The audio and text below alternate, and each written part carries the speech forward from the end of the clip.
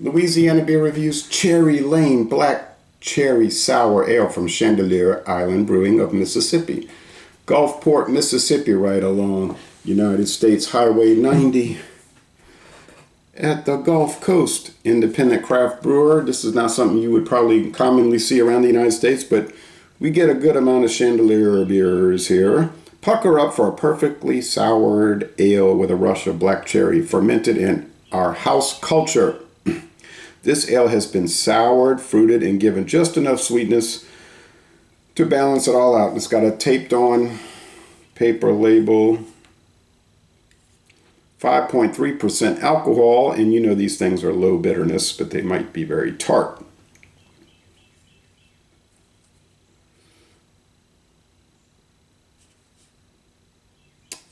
So, a sour ale with cherries added. Black cherry or black cherry puree or black cherry dehydrated, black cherry, some kind of flavor. We get those with the, but it doesn't say anything about color added.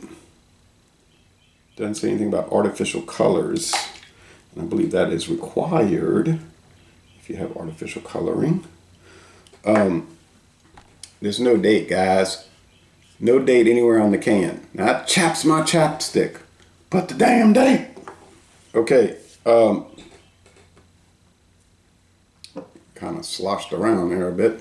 Well, this is red. This is a red beer. That's all we can say, red. A sort of pink head. It's ivory, but there's a pink tint to it. Translucent beer. I see some bubble streams in the middle, ascending bubbles. Not bubble streams, a bubble stream. Really, a single stream. All right. First time I ever had it, I bought it in Mathern's. It was pretty good price there, like $1.70. Can't remember actually. There is a code here, but I don't know what it says. 1091, and then below that is 0312.1. 31st day of 2021. But why would there be a dot unless it didn't print correctly? I don't know. Just, it must be very difficult to put a clear-cut date, right? A born-on date. It must be very difficult. Doesn't seem like it would be, though. All right.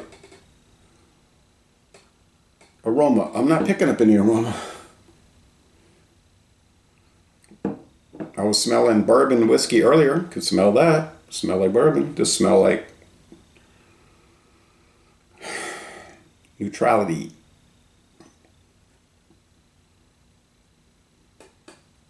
There might be a faint cherry thing, but I'll tell you, boy, you got to really take a deep inhalation. So with appearance, yeah, it's nice looking. Aroma, ain't nothing happening. Can't say it's a bad aroma. There isn't any. Let's go with the taste.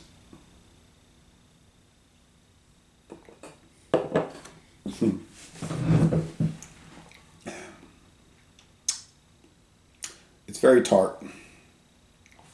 See, these sour beers, you're thinking of sour like sour cream, sour milk, like sour. Yogurt, something like that. But they're really tart.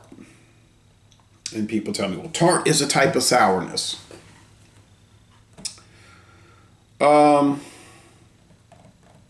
Okay. Seems different to me, though. Like a sourdough bagel, it's sour.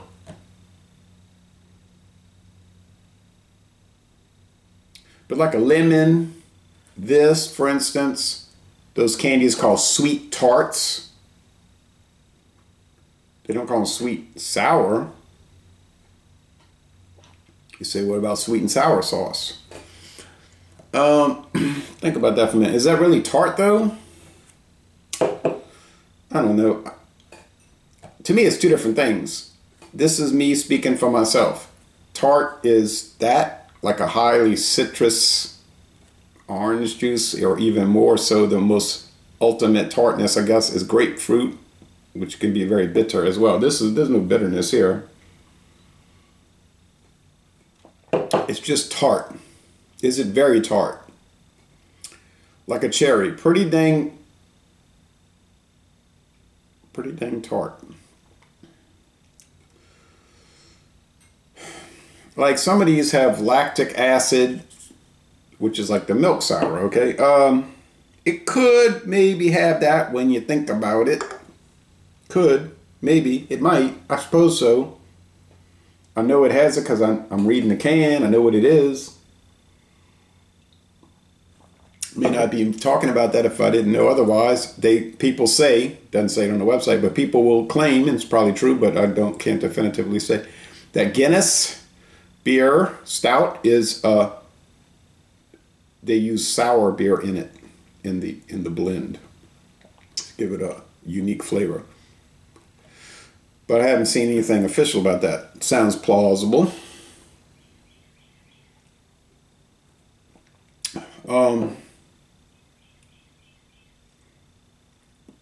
At 5.3, this would not be a Berliner Weiss. So those usually be around 4.1. It's just a sour Mississippi beer. Sour Mississippi ale. Mouth feels medium. The finish it's mostly dry. The sweetness level here is really not that high. On the Cyclops scale for sweetness, probably about 1.5 out of 5 sugar cubes. It's really not that sweet. Bitterness scale. Probably about 1 out of 5 hop cones. It could not be higher than that. On the sourness scale, there's no sourness on Cyclops scale, but it would be about 4 out of 5 warheads.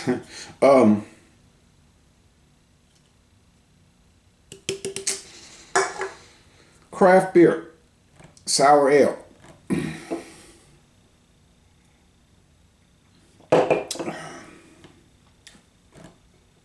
It's another A. We were talking about that on alcohol eggs. Like, I know another A. Somebody was saying, I got another A. I said, he was talking about himself. I said, I don't see that as a bad thing when you just trying beer after beer after beer, and they're all A minus, A plus, A minus, A plus, a B here, a B there, A minus, A plus. To me, that's like a good situation to be in. I don't see it as a bad thing. Do they make a lot of sour macro beers that use black cherry puree or mango puree or dehydrated mango and all that stuff, or some old turned mangoes they bought from somewhere that they have a constant supply that they couldn't sell at a grocery store? Sure, there's a lot of macros and they're really cheap, some of them. Are they similar to this? They're similar in the sense that they'd be very tart also, and you can pick up that same black cherry, like the Mike's Harder black cherry, for instance, or like the Four Loko Black, which is like a black lime thing, natural flavor too. The difference with those is they're usually super high alcohol, 10 to 14%. You say that's because the kind of people that buy it, true. And that's because they're trying to mask imperfections in it with the booze and all. That's probably true too. And they're very sugary. They'd be like 4.5 to 5 out of 5 sugar cubes. And you might say, well, they're trying to mask things with the sugar. Make it like a Hawaiian punch booze drink, beer-based booze drink. All of that's true. I agree.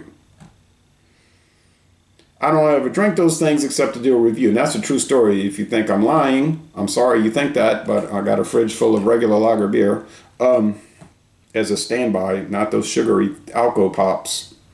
I guess you could call those. However, on their own merits, for what they exist to be, their raison d'etre, their reason for existence, they are generally well made. I have to concede that. Secondly, they are similar to this in the sour aspect. Now, that might sound ridiculous. Like let's use an extreme example, like the Four Loko sour apple or sour grape. They do have some crossover elements. Now, of course, the alcohol level is so ridiculously high, outrageously high, that you have to drink it with like extreme caution just to not be sick. Like if I get a 23.5 ounce can of Four Loko, which I never will do again since I've drunk them all, I think, except for the red. I'll never see the red anymore. You got to drink like a little bit every hour for like 6 hours, so not to get ill. In my case, this one, you can knock out. It's 5.3, is not going to cause a problem, but there is some crossover. So the craft beer experience here, this is not that complex. It's tart, it's cherry, it's a little, like I say, maybe a milk, sugar, acid, milk, sour milk thing. It's just basic beer. I mean, it's still scoring an A. 93 out of 100, go with that, 93. I don't think I mentioned it earlier, 9.3 out of 10. It's the most excellent beer. If you like the style, I don't really care for the style, honestly, but it exists. I don't have to like sour beers. A lot of people love them, so that's what counts. I don't have to like those super high-powered 14% things, monstrosities, but some people love them.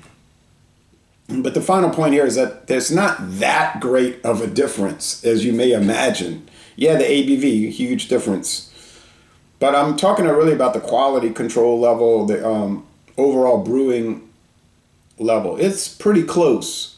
Do they have some nasty cheapo macros out there? Like, here, perfect example, Earthquake, made by the same people that make Four Loko. You could buy 10 cans and over 10 months drink them, and one will be good. You'll say, oh, that's pretty good. And then the other 9 will be outrageously bad, a D-. They wouldn't score an F because you can drink them down. You can actually literally choke them down. But you see, they had no sugar added to the Earthquake, right? No flavorings, no fruit flavor and food coloring and all to spruce it up. So there's nothing to mask it. So that's why it's very, very questionable. And we don't even want to mention the Camo series. But but we're talking about flavor right now. So, but with the flavored, it's not that different one to the other, okay? And it could all be a situation of masking, where this is masked with flavoring and the other ones are masked, and I cannot pull them apart and find that great of a difference. But I don't really find that great of a difference, and that could be an embarrassing statement to make, but I don't really find that. And so anyway, enough of that. For something that I would never actually drink on purpose, aside from a review, it's very well done. Chandeleur does make beers that I would drink regularly, like their IPAs or pale ales and such, and unflavored things such like that. And so it's a very good company. It's small. I wish most of America could get it, but of course you can't. But anyway, so Laissez les bon temps relais, nonetheless, a most excellent product. And I'm going to end this review by saying, y'all go to Gulfport, Mississippi, and tour the Chandeleur Brewing Company Brewery.